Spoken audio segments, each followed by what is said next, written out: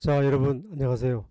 자, 오늘은 트럼프 집권 2기를 맞아서 관세 전쟁이 현실화가 됐습니다.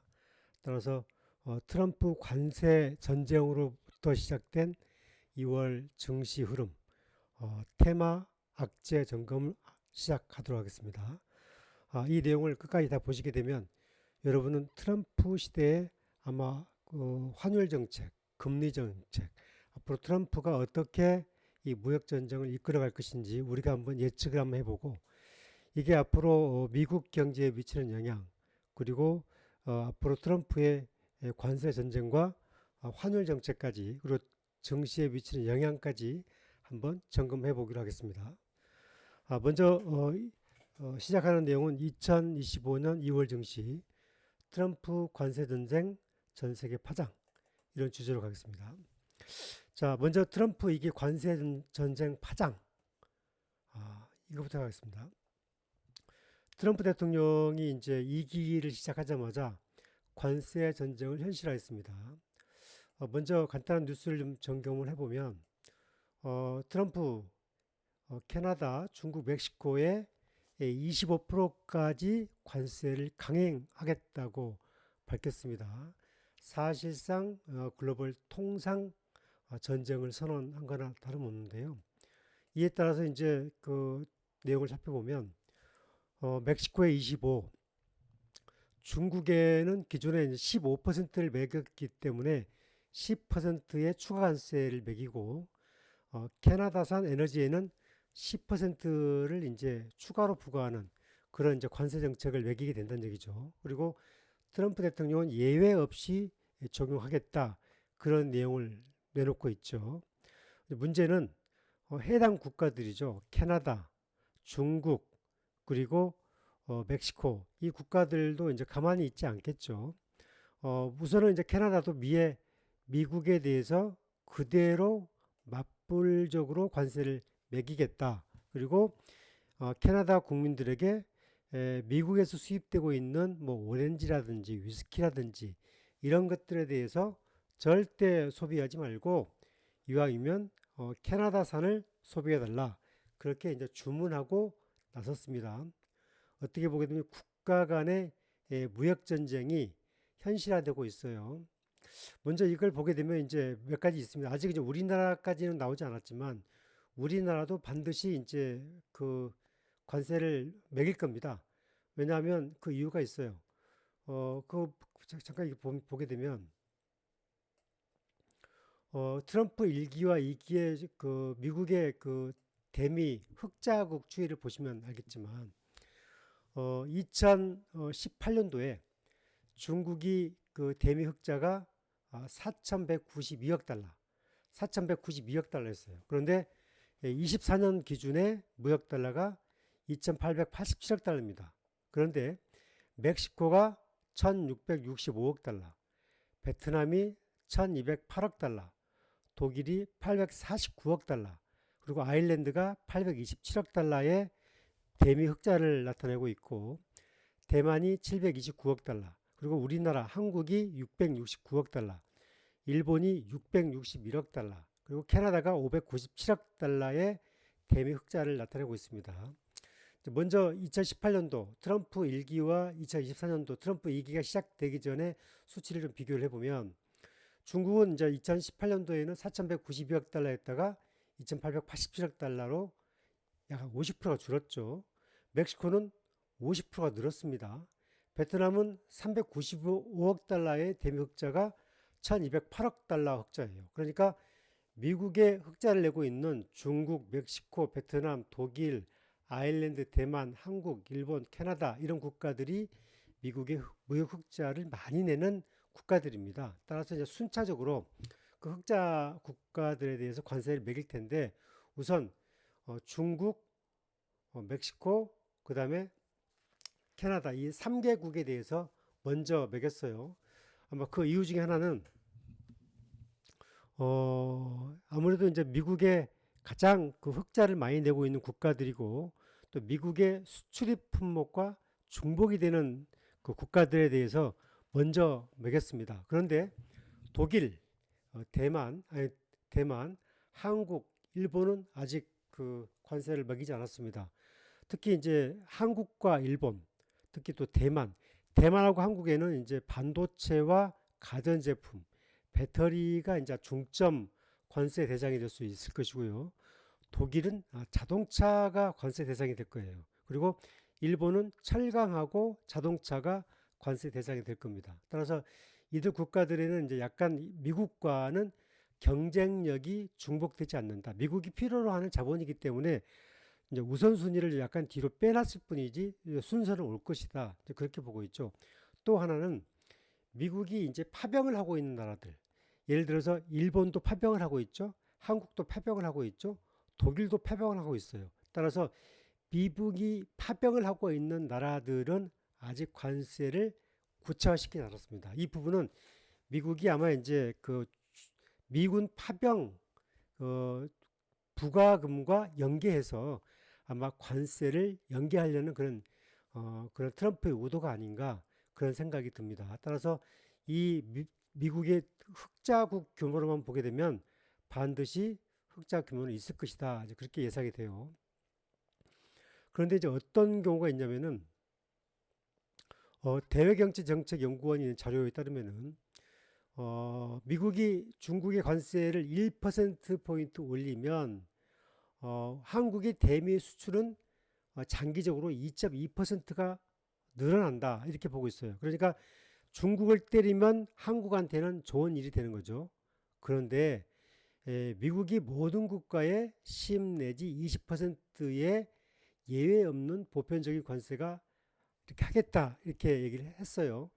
만약에 한국에도 이렇게 그 관세를 매길 경우에는 우리나라는 최대 448억 달러의 수출이 줄어들 수 있어요. 그러니까 약 62조 원 규모의 수출이 줄어들 수 있죠. 이렇게 되게 되면 우리나라의 대미 무역 흑자는 아마 작년에 669억 달러 정도 됐는데 이렇게 된다면 한 150억 달러 미만으로 대미 흑자가 뚝 떨어질 수 있다. 이렇게 보이는 거죠. 자, 그러면 이렇게 미국이 그 관세를 내리게 되면 미국은 과연 좋은 것이냐? 트럼프는 과연 좋은 것이냐? 그렇지 않습니다. 미국이 많은 그 생산재와 자본재를 중국으로부터, 독일로부터, 한국으로부터, 베트남으로부터 수입을 하고 있죠. 그런데 미국은 이렇게 수입을 함으로써 자체적으로 생산될 수 있는 물가의 상승률을 낮추고 있는 효과를 내리고 있어요. 그러니까 중국에서 생산된 제품들, 베트남에서 생산된 제품들이 미국에 수출됨으로써 미국의 물가 안정에 상당한 기여를 하고 있어요.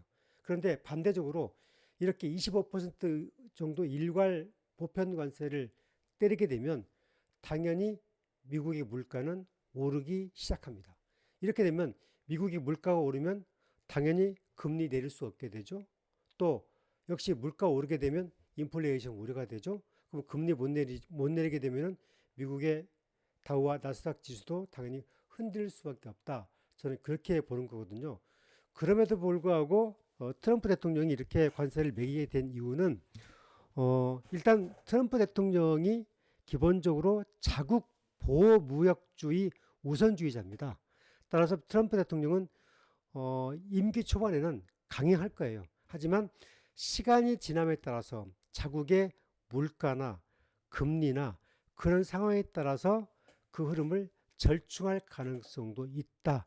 그렇게 볼 수 있습니다. 왜 그러냐? 여기 있는 이 내용 보세요. 트럼프 1기와 트럼프 2기의 흐름을 좀 보시면 압니다. 트럼프 1기 때 그때는 물가가 상당히 안정되어 있었습니다. 그런데 지금은 물가가 다시 상승하려는 기조에 있어요. 제가 잠시 뒤에 설명을 드릴 겁니다. 그리고 트럼프 1기 때 그 당시에 그 미 연준의 평균 금리는 2.5%포인트였어요.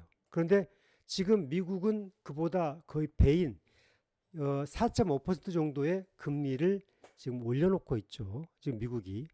이런 상태에서 트럼프 대통령이 이렇게 관세를 계속하기는 어려울 수 있어요.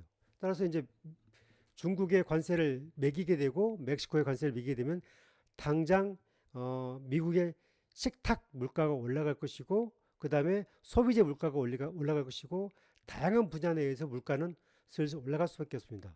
미국의 좋은 점은 미국의 에너지, 석유, LNG, 미국의 전통적인 강세인 에너지 이런 쪽에는 상당히 긍정적인 시너지가 예상이 됩니다. 따라서 미국은 그런 걸 감안하고라도 이런 관세를 매김으로써 인해서 세계 무역 질서 내에서 미국이 최강이라는 것을 확인시켜 주려고 하는 그런 기조를 보일 것입니다. 따라서 미국 트럼프는 지금 임기 초반이기 때문에 약간은 리스크를 감안하더라도 그렇게 갈 수밖에 없다. 그렇게 보는 거죠. 자, 그러면 이제 여기에서 보는 것은 그럼 미국의 경제가 안정적이냐? 지금 1월 29일 날 불과 그 한 일주일 전이죠. 트럼프 대통령이 파월에게 그 해고할 수 있다고 하면서 금리를 인하하라. 이렇게 계속 압박을 넣었죠. 계속 압박을 넣었어요. 그런데 의외로 그 파월은 금리를 동결시켜 버렸어요.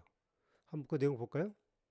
지금 미국의 그 1월 달에 1월 29일 날 4.50%로 금리를 동결시켰습니다.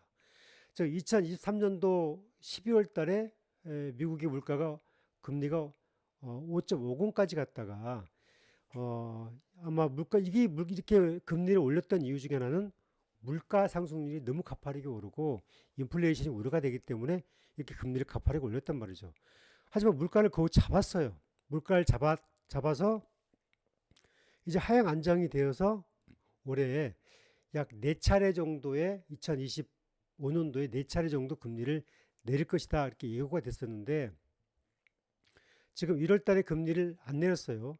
지금 5.50 갔다가 4.5, 12월 달에 4.5까지 갔으니까 지금 그 1%밖에 안 내렸습니다. 그러니까 지금 현재는 4.50까지 가고 있는 거예요. 그런데 원래는 올해 미국의 연준의 기준으로 보게 되면은 금리를 한 3.5% 전후까지 내릴 수 있을 것이다. 이렇게 예상을 했어요. 그리고 2026년 상반기까지는 3% 초반까지 금리를 내릴 수 있다. 이런 예상이 있었습니다. 그런데 이제 미국이 금리를 내릴 수 있는 그런 여건이 아닌 것으로 가고 있죠. 조금 그 여건이 좀 불합리하게 가고 있습니다. 자, 그러면 이제 미국의 이제 인플레이션 상황을 좀 볼게요. 지금 미국의 지금 3대 내용을 보게 되면 인플레이션 지수가 올라가고 있고 생산자 물가가 올라가고 있고 그 다음에 개인 소비자 물가가 올라가고 있어요. 그 데이터를 한번 볼게요. 지금 보세요. 지금 그 12월 달에 미국 인플레이션 지수가 2.9까지 올라갔습니다. 그러니까 9월 달에 2.4. 그러니까 미국의 작년에 금리를 올렸던 시기가 3.1, 3.2, 3.5. 미국 인플레이션 지수가 이렇게 올라갔었거든요. 이때 미국의 금리가 5.5였단 말이죠. 그런데 2.5까지 내려가니까 금리를 내리기 시작했어요. 그런데 지금 9월, 10월, 11월, 12월 2.6, 2.7, 2.9 인플레이션 지수가 다시 올라가고 있어요. 따라서 미국이 지금 다시 인플레이션 중심을 보이고 있기 때문에 파월로서는 금리를 내리기가 아주 애매했습니다. 자, 그럼 이제 미국의 소비자 생산자 물가 한번 볼까요? 생산자 물가. 미국의 이제 생산자 물가를 보게 되면 미국의 생산자 물가도 지금 또 올라가기 시작했어요. 지금 보시면 미국 생산자 물가가 지금 12월 달에 146.49였어요. 12월 달에 146.49였어. 그런데 올해 1월 달에 146.84로 올라갔습니다. 보시면 생산자 물가가 이제 이 미국의 생산자 물가가 2월 13일 날 다시 발표가 되죠. 이렇게 생산자 물가가 오르기 시작한다는 것은 소비자 물가, 인플레이션 이렇게 다 올라가기 시작하면 미국은 금리를 절대 내릴 수가 없는 거죠. 자, 이제 이 금리도 볼게요. 개인 소비자 물가, PCE 지수라고 하죠. 이 PCE 지수 물가도 지금 다시 오르기 시작했어요. 이게 12월 달에 PCE 지수가 0.1%까지 올랐는데 그런데 1월 달에 0.3으로 다시 올랐단 말이죠. 따라서 이렇게 미국의 개인 소비자 물가가 이렇게 다시 떨어지지 않고 다시 이제 오르는 추세가 돼버리게 되면 트럼프 대통령이 이렇게 그 미국이나 베트남의 자국의 그 그 이른바 소비재를 생산하는 중국과 베트남에 고율의 관세를 때려버리게 되면 당연히 이제 수입 물가가 올라가게 되면 중국에서 생산된 베트남에서 생산된 제품들이 미국의 시장에 쫙 깔리는 물건들이 적어도 25% 이상 올라가게 되는 거죠. 물론 미국이 그와 관련 대체재를 생산할 수 있다면 모를까 미국은 이미 베트남과 미국이 많이 소비재를 의존하고 있기 때문에 앞으로 계속 금리는 내리기 어려울 수밖에 없다. 왜냐하면 물가가 오를 수밖에 없기 때문이에요. 그러니까 미국은 이제 트럼프 대통령은 계산을 해야 하는 거죠. 이렇게 고율 관세를 먹여서 이제 그 나름대로 이제 그 중국과 베트남 또 세계 경제 시장에서 간을 보겠죠. 일단 트럼프의 존재감을 좀 확인시켜주고 또 하나는 미국 자국의 대미 흑자 규모를 보면서 어느 게 더 이득이 되는 것인지를 좀 따질 겁니다. 물가 상승률, 그다음에 미국 내 트럼프의 지지도 여러 가지를 보면서 이제 그거 볼 거예요.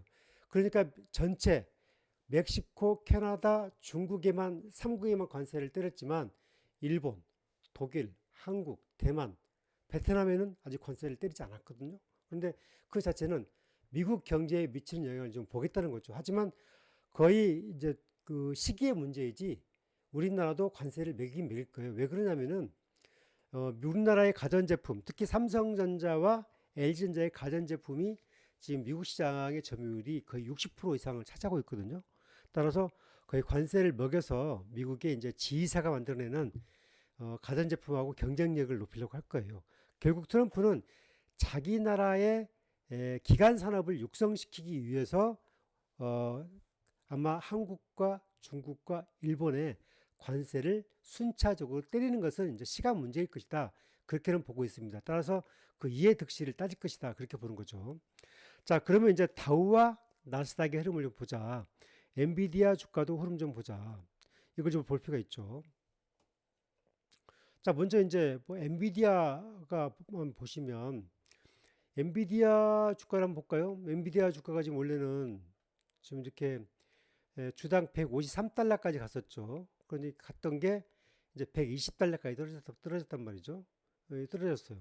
특히 이제 이 미국의 기술주는 금리에 아주 민감하죠. 특히 이제 미국의 이제 빅테크 기업들은 금리에 아주 민감합니다. 따라서 이 엔비디아 주가가 벌써 작년 5월달 이후에 지금 현재 주가가 5월달 이후에 주가를 돌파를 해내지 못하고 있습니다. 이걸 지금 무엇을 얘기하느냐? 이 결국은 미국의 기술주가 어느 정도 좀 이제 대세 상승 국면에서는 약간 좀 이렇게 좀 조정판을 거칠 수밖에 없는 국면에 온 거 아니냐 그렇게 봐야 되겠죠. 또 하나는 이제 또 보자면은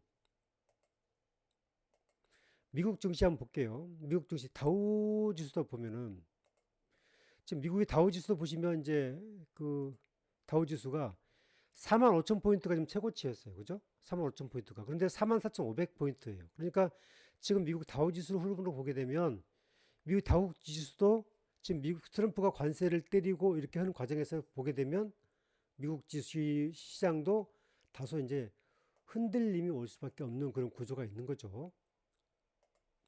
자, 나스닥 지수도 한번 볼게요. 나스닥 지수는 이제 작년 12월 달에 2204 포인트 최고점을 찍고 지금 이제 트럼프 대통령 취임한 이후에는 오히려 주가가 그 전고점을 돌파를 하지 못하고 조금씩 기술주가 미끄러지고 있어요. 이 흐름으로 보게 되면은 미국의 기술주가 이제 미국의 금리, 특히 금리라든지 여러 가지 물가라든지 그 영향을 받게 되면 특히 나스닥은 굉장히 민감할 수밖에 없어서 미국 시장에 이제 투자하신 분들한테는 상당 부분 이제 경계선이 와 있다. 따라서 당분간 미국 증시가 하방 경직성을 확보하는 횡보 국면에 접어들 수밖에 없을 것이다. 이제 그렇게 예상하는 게 좀 바람직하다. 그렇게 볼 수 있어요.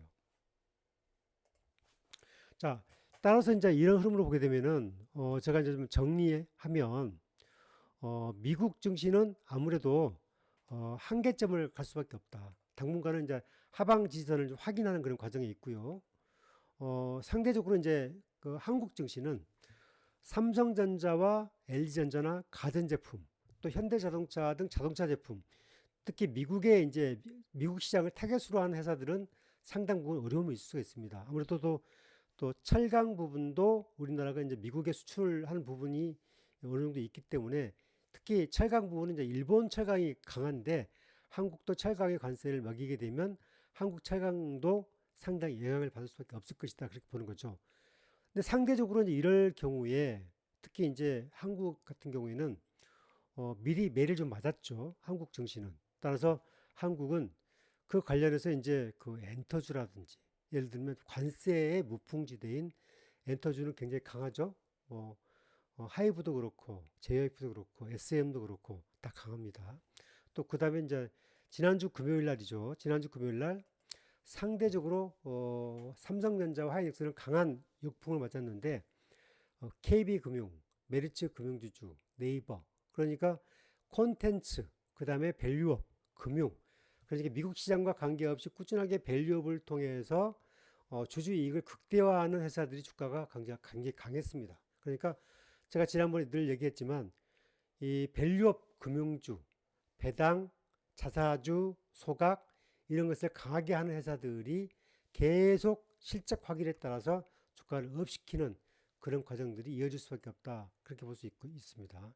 특히 이제 네이버도 굉장히 주가가 이제 강한 흐름을 좀 보이고 있죠. 네이버도 한번 잠깐 보고 가겠습니다.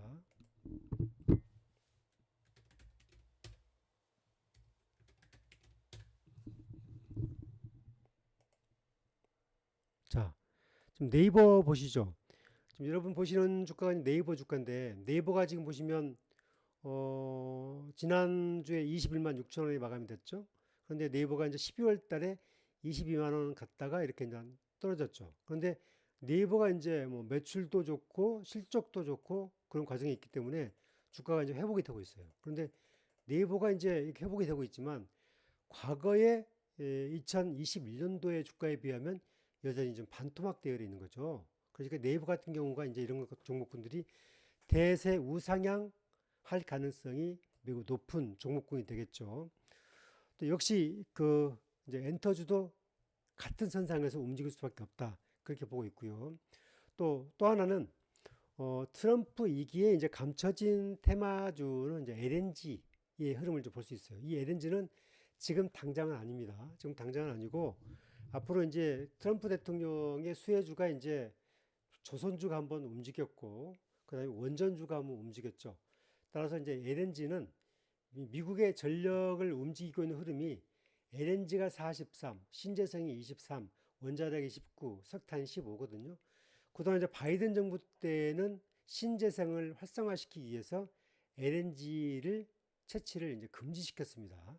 그런데 트럼프는 LNG를 재개발하고 석유 개발을 더 활성화시켜서 미국의 에너지 자원을 좀 활성화시키는 그런 굴뚝주의 정책을 지금 가고 있다는 점에서 보게 되면은 LNG의 생산 유통이 풀리게 되면 아무래도 이제 LNG의 탱크 저장을 만들어 놓은 포스코 인터 같은 경우에도 중장기적으로는 수혜가 예상이 좀 되고 또 LNG를 생산 시설을 유통시키고 있는 포스코 인터가 가격 인하할지 또 가격 조절 능력에 따라서 중기적으로는 수혜를 볼 수 있다. 특히 SK라든지 GS도 상당히 에너지 테마가 볼 수 있는 흐름이 있기 때문에 이들 종목군들도 이제 관심 있게 봐야 된다. 이런 흐름을 좀 볼 수가 있겠습니다. 따라서 오늘 전체적인 시장을 다 점검할 수는 없었지만 저는 이제 큰 흐름 내에서는 시장의 흐름, 트럼프가 관세 전쟁을 일으킨 이후 아마 저는 트럼프가 계속 관세 전쟁을 이어나가기는 어렵지 않다고 봅니다. 적당히 흐름이 가게 되면 올해 25년도가 고비일 뿐이 흐름이 가다 보면 아마 타협을 통해서 트럼프는 특별하게 자국의 보호무역주의자이기 때문에 자기 무역의 흐름이 좀 손해가 난다. 그리고 자기 지지율의 흐름이 난다 싶으면 올해 중반기, 하반기가 갈수록 아마 이 관세 정책에 아마 빅딜의 가능성도 열려 있다. 저는 그렇게 보고 있고요. 지금 당장은 아마 이제 쉽진 않겠지만 아마 그 전체적으로 미국 증시도 기간 조정의 하방 경직성을 좀 확인해야 될 그런 과정이 좀 있고요. 특히 아마 전 세계적인 시장이 아마 트럼프 1기, 2기, 올해 1분기 때에는 다소 눈치 보고 테마주가 재조정되는 그런 흐름이 예상이 된다. 이렇게 볼 수가 있겠습니다. 자, 지금은 매우 좀 어려운 시기죠. 또 국내적으로도 그렇고 국제적으로도 그렇습니다. 따라 지금은 여러분이 왔다 갔다 할수록 힘들어집니다. 지금은 여러분이 원칙, 소신, 집중 이런 기조하에서 조금 다음을 내다보는 그런 흐름을 좀 맞고요. 만약에 여러분이 이제 현금을 주고 있다고 한다면은 현금을 좀 꼭 쥐고 있고 시장을 확인한 다음에 대응하는 게 맞습니다. 하지만 이미 다음에 포지션을 갖고 있다고 한다면은 가치주에 대해서는 여러분이 지원하는 가치주에 대해서는 주가가 떨어질 때마다 조금씩 비중을 확대하는 그런 전략. 그리고 밸류업을 강하게 해서 주주 배당을 높이는 기업들. 그 기업들은 반드시 실적과 주주 배당 시즌이 오게 되면 점차 주가는 다시 회복될 가능성이 크기 때문에 그런 종목 중심으로 여러분들이 접근하게 되면 여러분이 좀 긍정적일 수 있다. 그렇게 보고 있습니다. 자, 여러분 한 주 건강하게 잘 보내시고요. 저는 다음 시간에 또 뵙겠습니다. 좋아요, 구독하기 많은 도움이 되겠습니다. 감사합니다.